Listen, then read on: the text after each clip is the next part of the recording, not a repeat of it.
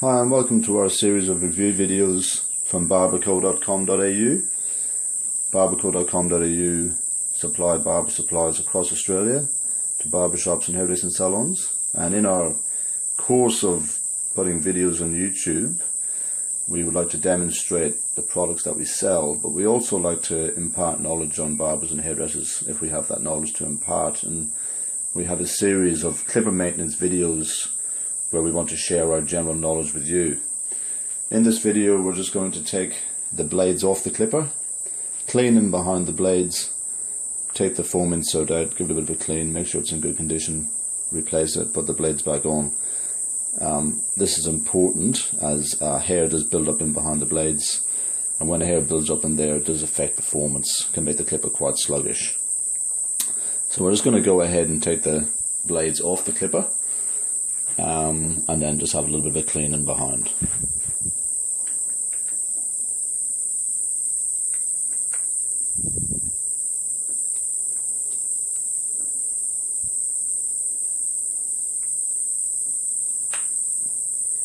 Took a little bit of encouragement to get that one off, it's been on quite tight.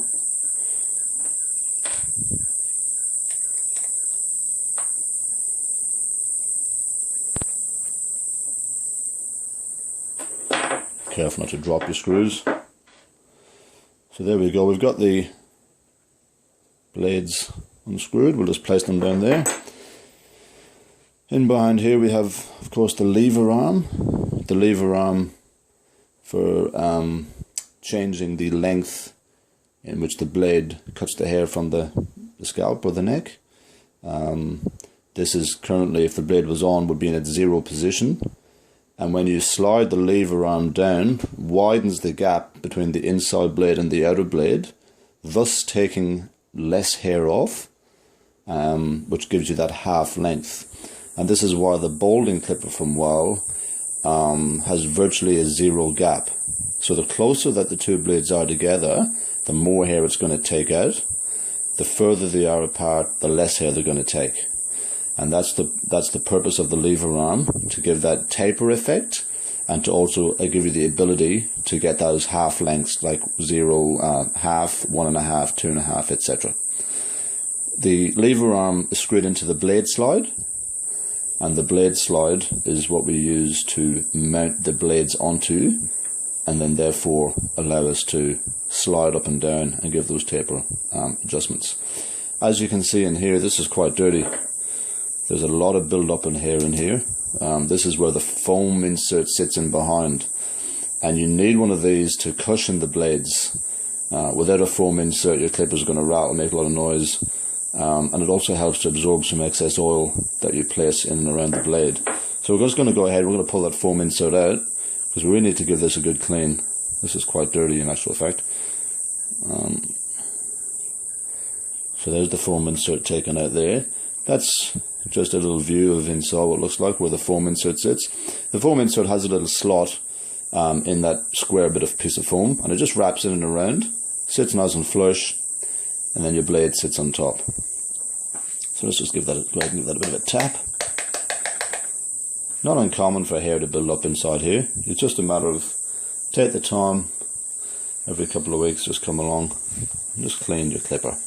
The clippers, especially if you're a barber, your clipper is one of your most important tools of your trade, for especially at the moment with all the hard part, faded pompadour haircuts that are in vogue, and beard trims because of all the bearded guys that are floating around.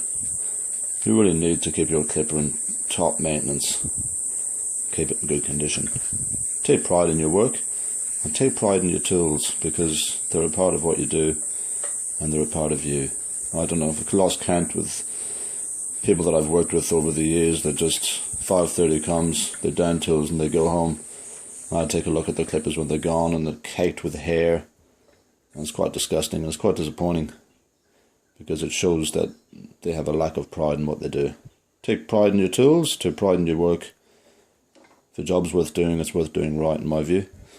So that's the clipper just sitting there, minus the blade and foam insert. We're just going to give that a bit of a clean.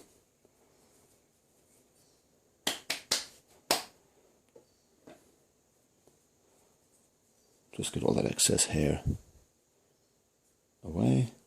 Be careful not to damage the foam insert.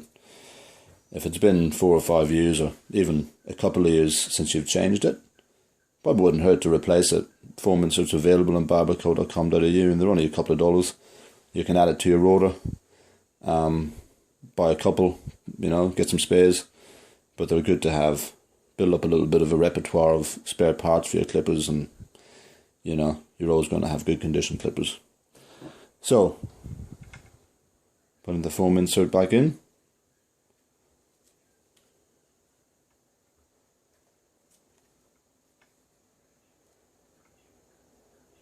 It just sits snugly in behind there.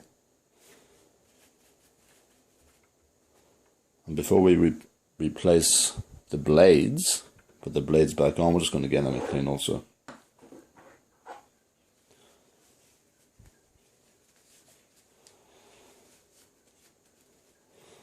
And in a previous video demonstration, I actually gave these blades a decent bit of oil. So for this particular instance at the moment, they don't need much oil. I'm not going to oil them because they've actually got a decent little bit of oil on them. They don't need it. But if it was just a regular day-to-day running of your shop and it was just the end of the day or a quiet moment in between haircuts and you pulled it off and you cleaned it, it really wouldn't hurt you to a little bit of oil. But in this particular case, I'm not going to.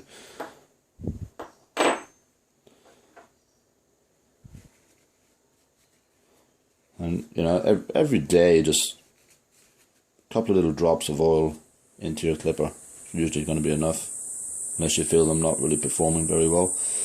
A lot of people I've worked with and people I've seen over the years, they put too much oil on their blades, and then once you put too much oil, if you drain those blades in oil, it's going to have the opposite effect, and your clipper is not going to work very well at all, because they really only need a gentle oiling with your clipper oil.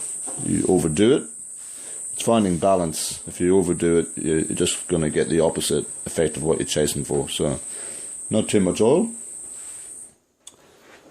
So we're going to put the blades back on now. So that's the inner blade.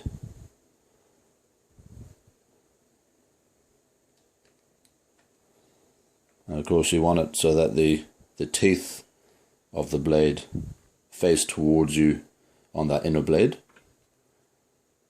not the back part. The back part is what sits against the outer blade. So the outer part of the blade and the teeth towards you there, just sits in like that. And what we'll do is we'll place this on top, and we'll just initially, we're going to just put the screws in just very gently, just to hold the blade, and then we're going to make our adjustments. So I'm not putting it in very tightly at all, I'm just putting it in there, and then we're going to go from there.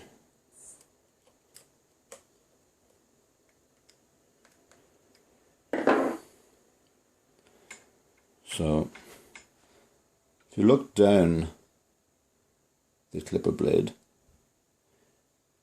going back to what we spoke about a few moments ago about the half lever adjustment, the wider the gap, the less teeth, the less hair is going to be removed from the scalp. The closer to the inner blade, the closer it's going to be. But we don't want zero gap. So we just want enough that if it's too close, they'll bite the skin and pull and nip. But we don't want it too far away that it's not going to cut consistently. So I think that's a good gap. Probably chasing I suppose a couple mil at the most, I think is good. I've just made sure that that's a consistent gap in there. And then I'm just going to tighten those blades back up again. Not too tight, you don't need to overdo it.